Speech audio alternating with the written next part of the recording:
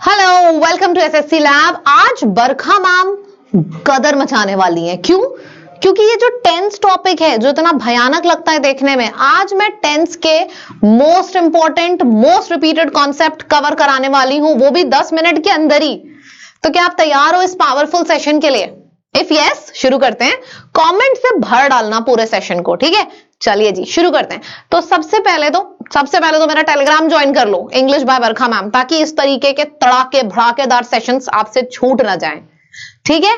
चलिए, so this is my Telegram, English by Barkha ma'am. इसको join कर लीजिए सभी लोग। और अब हम जा रहे हैं टेंस करने, टेंस कवर करने अब हम जा रहे हैं। परफेक्ट, चलो जी। तो ये आपके पास पूरा का पूरा चार्ट दिया हुआ है।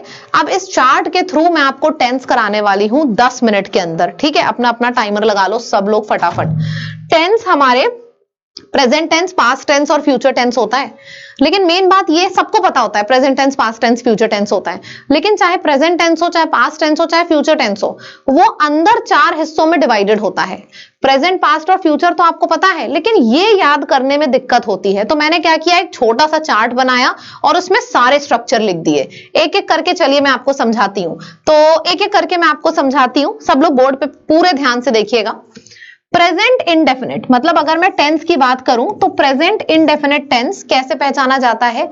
आपके सेंटेंस में या तो वर्ब का फर्स्ट फॉर्म आएगा, या तो वर्ब का फिफ्थ फॉर्म आएगा, उसके या तो डू और डज के बाद वर्ब का फर्स्ट फॉर्म आएगा। मतलब कि अगर आपको कोई सेंटेंस दिया है, या तो उसमें वर्ब का फर्स्ट फॉर्म आएगा, या तो वर्ब का फिफ्थ फॉर्म आएगा, और या तो आपके सेंटेंस में डू और डज के बाद वर्ब का फर्स्ट फॉर्म आएगा। अगर इन तीनों में से कुछ भी हो रहा है तो समझ जाइएगा कि जो आपका टेंस है वो प्रेजेंट इंडेफिनिट टेंस है। पास्ट इंडेफिनिट में क्या होता है? सिंपल, जैसे प्रेजेंट में V1 होता है ना, पास्ट में आपका V2 हो जाता है, या तो डिड प्लस वर्ब का फर्स्ट फॉर्म। मतलब कि आई प्लेड, या तो आप बोल सकते हो I did not play. Simple है, दोनों सिंपल पास्ट टेंस है। आप आई प्लेड बोलो या फिर आप बोलो आई डिड नॉट प्ले। यहां पे देखो, डिड के बाद वर्ब का फर्स्ट फॉर्म आया है। डू हो, डज हो या डिड हो, सबके बाद वर्ब का फर्स्ट फॉर्म आता है। डिफरेंस क्या है? प्रेजेंट टेंस की अगर हम बात करें तो डू और डज के बाद वर्ब का फर्स्ट फॉर्म लगेगा, और अगर हम पास्ट इंडेफिनिट की बात करें तो डिड के बाद वर्ब का फर्स्ट फॉर्म लगेगा। फ्यूचर तो एकदम अलग होता है। विल लिखो, विल के बाद वर्ब का फर्स्ट फॉर्म लगाओ, बस फ्यूचर टेंस हो गया। कौन सा future tense? Future indefinite tense, ठीक? I will play, I will not play, बस सिंपल है। तो आपको तीनों टेंस याद हो गए।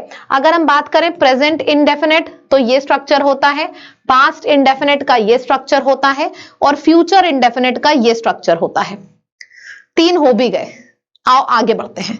अब आ जाता है प्रेजेंट कॉन्टिन्यूअस की बारी। देखो, प्रेजेंट का मतलब होता है इज, एम, आर, और कॉन्टिन्यू, कोई चीज कॉन्टिन्यूएशन में है, इसका मतलब है आईएनजी आएगा। तो इज, एम, आर के बाद अगर आईएनजी आया है तो उसको हम बोलेंगे प्रेजेंट कॉन्टिन्यूअस। पास्ट में क्या हो जाएगा? पास्ट में वॉज और वर हो जाएगा। वॉज और वर के बाद अगर आईएनजी आया है तो उसको हम बोलेंगे पास्ट कॉन्टिन्यूअस। पास्ट के लिए आ गया वॉज और वर, और कॉन्टिन्यूअस के लिए आ गया आईएनजी। देखो, कॉन्टिन्यूअस है ना, तो तीनों टेंस में आईएनजी आया है। तीनों में कॉन्टिन्यूअस में आईएनजी लगेगा ही लगेगा। प्रेजेंट कॉन्टिन्यूअस था तो इज, एम, आर के बाद आईएनजी आ गया। पास्ट कॉन्टिन्यूअस था तो वॉज और वर के बाद आईएनजी आ गया। और फ्यूचर कॉन्टिन्यूअस में क्या होगा? विल आएगा, विल के बाद बी लिखा जाएगा, उसके बाद आईएनजी लिखा जाएगा, ठीक है? विल के बाद कभी भी डायरेक्टली आईएनजी नहीं आता है।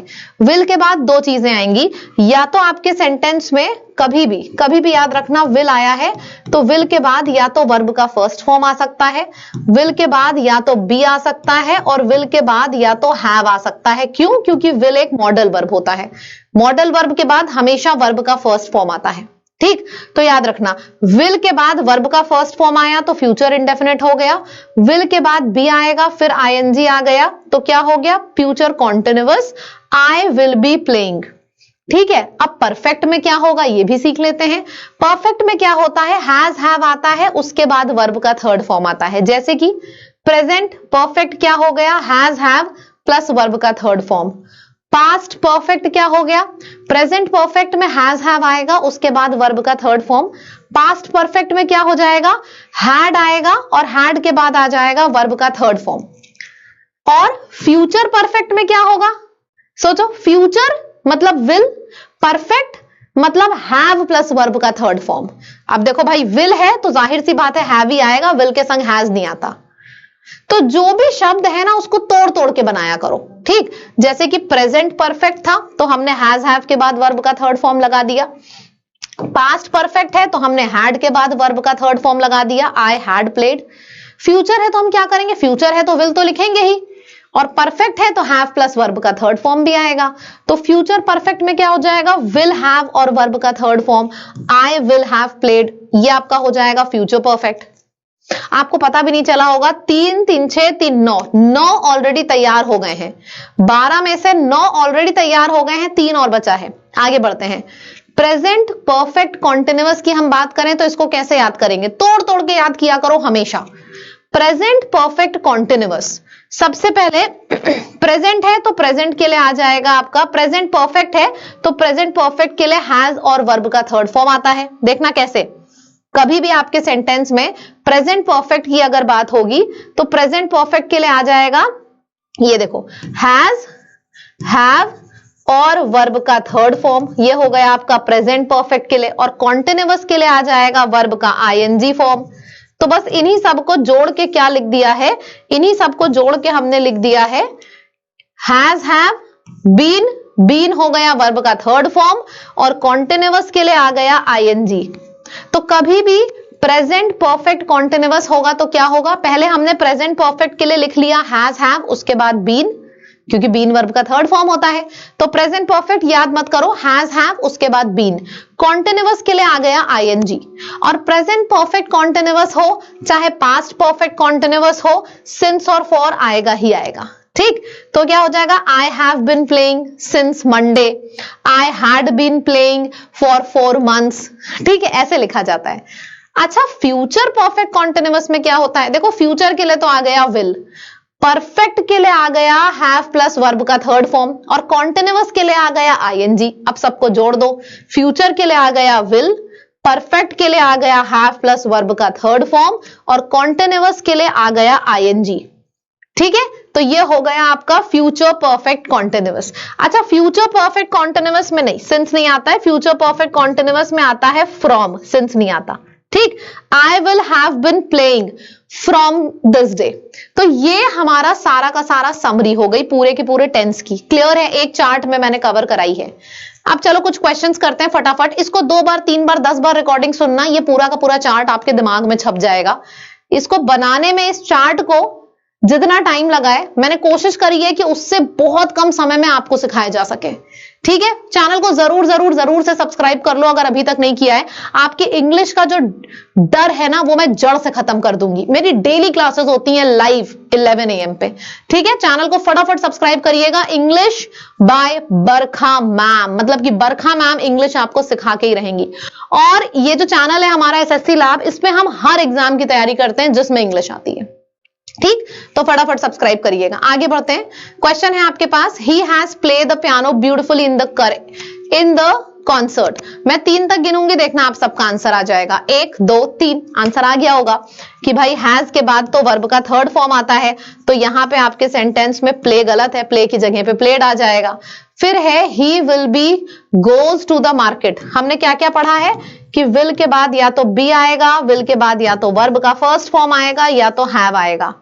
तो विल बी आया है, बी के बाद क्या होता है, बी के बाद आईएनजी लगता है ना। तो ही विल बी गोज नहीं, ही विल बी गोइंग हो जाएगा यहां पे, ठीक है। चार्ट देखना 2 बार 3 बार 4 बार, अच्छे से याद हो जाएगा। आगे बढ़ते हैं। By next year she will have play in the competition. चाहे हमारे सेंटेंस में हैज आए, चाहे हैव आए और चाहे हैड आए, इन सब के बाद वर्ब का थर्ड फॉर्म आता है। तो यहां पे प्ले गलत है, प्ले की जगह पे प्लेड लिख देंगे हम लोग, ठीक है। सो ये प्लेड हो जाएगा।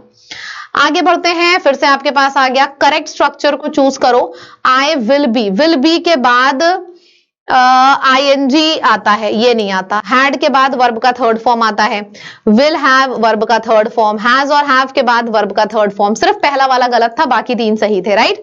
चलिए अब एक काम आप लोगों को करना है, सभी लोगों को मेरे को कमेंट सेक्शन में लिख के बताइएगा कि अगर हम बात करें टेंस की, अगर हम टेंस की बात करें, जो मैंने आपको चार्ट पढ़ाया है, कौन सा ऐसा टेंस है जो आपको कभी नहीं समझ में आया। कमेंट सेक्शन को भर दो, मैं फिर से छोटा सा वीडियो बनाऊंगी और वो डाउट आपके दिमाग से पूरी तरह से दूर हो जाएगा, ठीक है।